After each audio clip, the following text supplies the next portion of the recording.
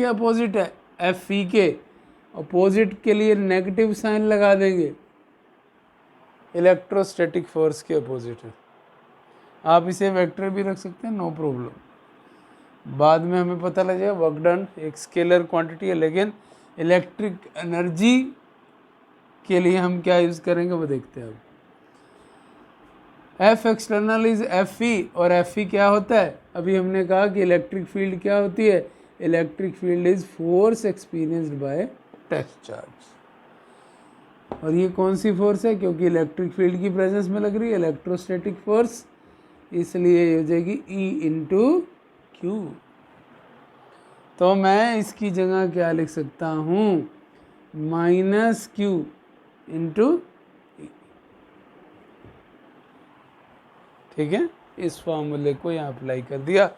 Now the work done will be minus F external की जगह F E लगा दिया था, और एफ ई की जगह हमने क्या पुट कर दिया, Q into E into D R. Q को बाहर रख दीजिए इंटीग्रल से, A to B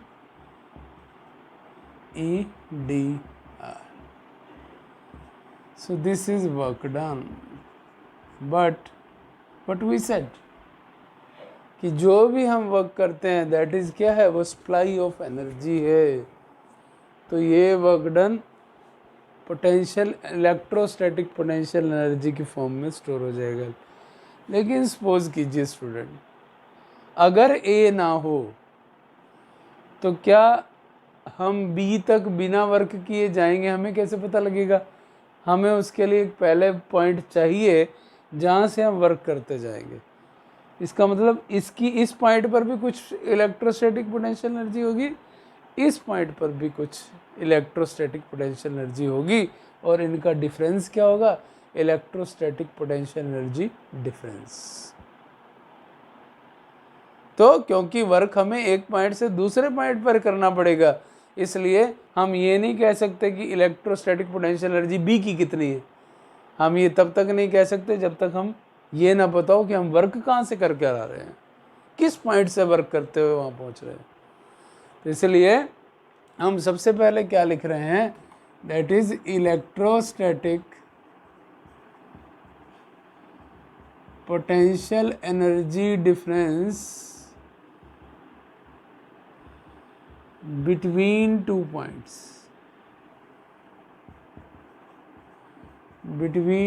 points, B and A. B and A is the minimum work required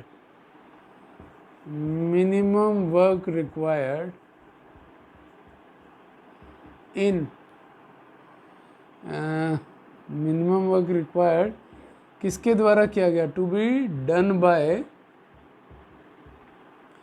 external force in moving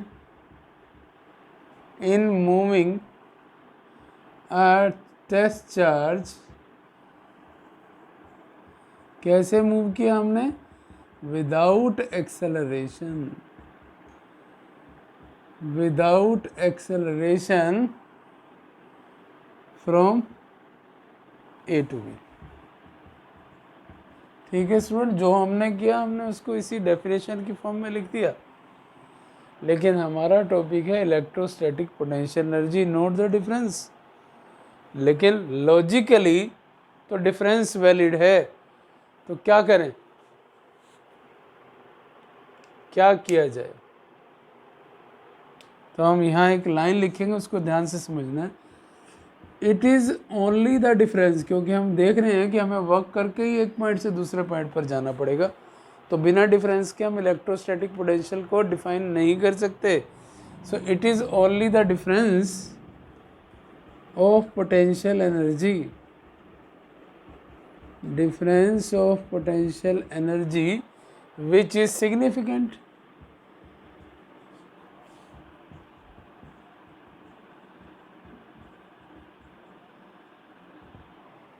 And the value of potential energy, the value of potential energy at a point is not relevant. तो फिर क्या किया जाए?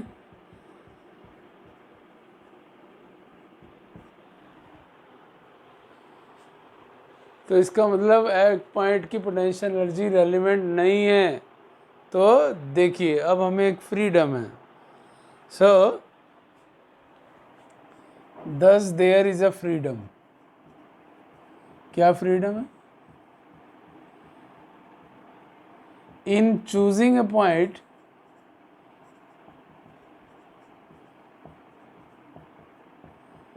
Where potential energy zero. इसका मतलब अगर ए ऐसा point बन जाए जहाँ पर ऑलरेडी पोटेंशियल एनर्जी थी ही नहीं, तो हम उस पॉइंट पर वर्क करने की ज़रूरत नहीं पड़ेगी यहाँ तक आने में। तो इसका मतलब जब हम ऐसे पॉइंट से बी तक चलेंगे जहाँ पर पोटेंशियल एनर्जी ज़ीरो थी, तो सिर्फ हमें किसका पोटेंशियल एनर्जी मिल जाएगी? केवल बी की। तो पहले इसको पोटेंशियल एनर्जी की फॉर्म में लिखते हैं। W A B is equal to minus Q A to B E D R and it is equal to U B. U potential energy के लिए सिंबल यूज होगा, electrostatic potential energy. U B minus U A is equal to work done minus Q A to B E D R. तो अभी हम क्या कह रहे थे कि अगर हम सिर्फ चाहते हैं कि बी की पोटेंशियल एनर्जी का पता लग जाए, तो हमारे पास एक फ्रीडम है कि हम ए को इतनी दूर मान लें कि दोनों में कोई इंटरेक्शन हो ही नहीं रही, चार्ज और स्ट्रेस चार्ज में। अगर कोई इंटरेक्शन नहीं हो रही तो इसका मतलब वहाँ वर्क डन करने की ज़रूरत नहीं है। और अगर उस पॉइंट पर कोई वर्क करने की ज़रूरत नहीं है तो उसकी पोटेंशियल एनर्जी ज़ीरो है। दोनों कॉन्सेप्ट एक दूसरे से रिलेटेड हैं। तो हम क्या मानते हैं कि ए इज एट इन्फिनिटी। अगर ये इन्फिनिटी पर हो गया तो this becomes U B minus U infinity. Work is done from infinity to B minus Q infinity to B E D R. और इन्फिनिटी पर एनर्जी कितनी है? Zero.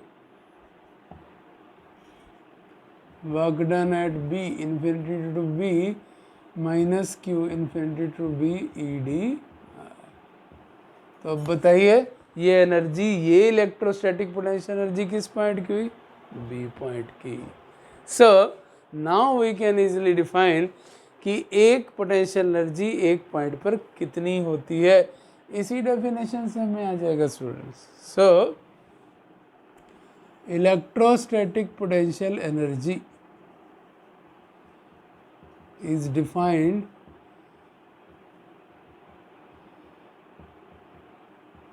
the work done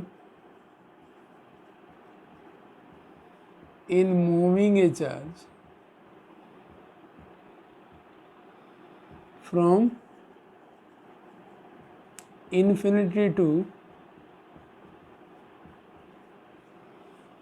infinity to that point. जिस भी point B की बात करेंगे तो दैट पॉइंट बी हो जाएगा। दैट पॉइंट हमारे लिए ये बी है। From infinity to that point without acceleration.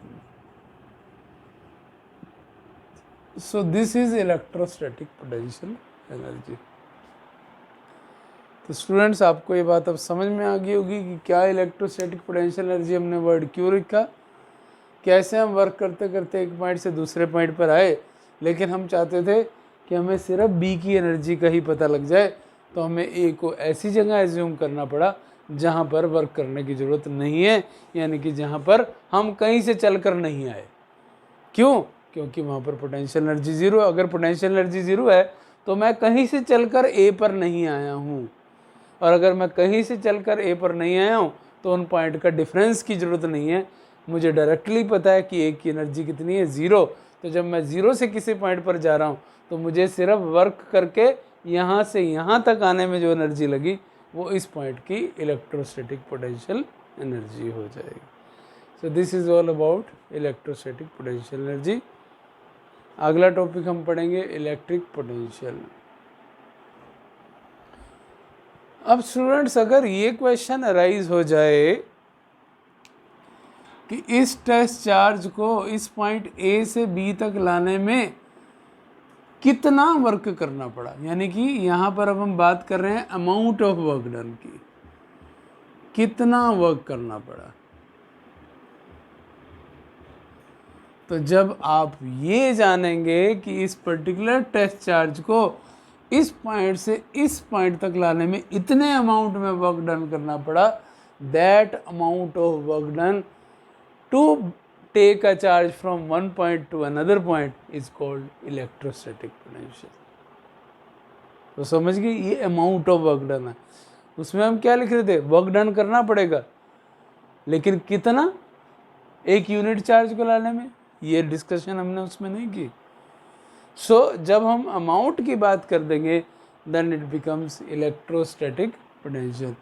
फिर से सारी सिचुएशन वही है, सोर्स चार्ज है, एक टेस्ट चार्ज है, और हम इसको यहाँ से यहाँ तक लाना चाहते हैं, लेकिन यहाँ से यहाँ तक लाने में कितने अमाउंट ऑफ वर्क डन किया, दैट इज इलेक्ट्रो। लेकिन फिर से वही लॉजिक आता है स्टूडेंट, ए और बी दो पॉइंट हैं तो इनमें डिफरेंस होगा, यानी कि अब आप ध्यान से सोचिए, अगर मैं किसी पॉइंट से आ रहा हूँ और ए तक मैंने वर्क किया और फिर बी तक भी वर्क किया, आपको अमाउंट ऑफ वर्क डन कहाँ ज़्यादा करना पड़ेगा,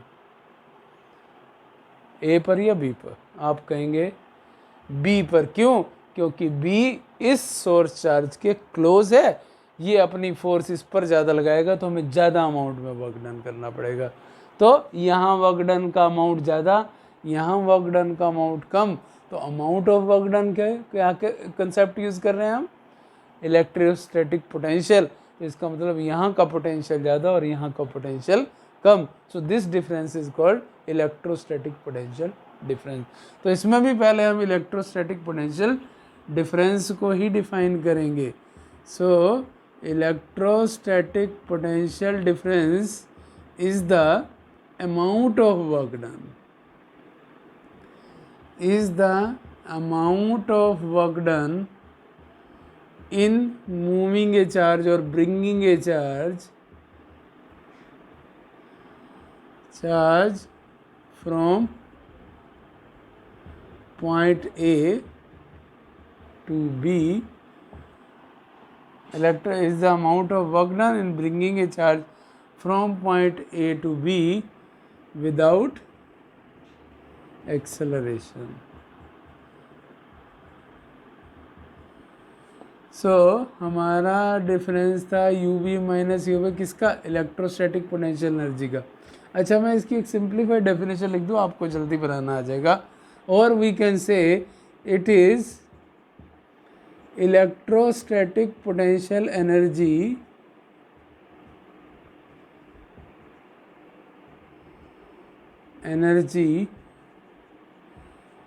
पर यूनिट चार्ज। और यहाँ भी मैं लिख दूँ bringing a unit positive charge, unit positive charge from one point to another. So simplified form में क्या बनेगा स्टूडेंट, इलेक्ट्रोस्टैटिक पोटेंशियल एनर्जी है U B minus U A per unit charge, that is Q, and this gives you the difference in the potential VB minus VA. So VB minus VA is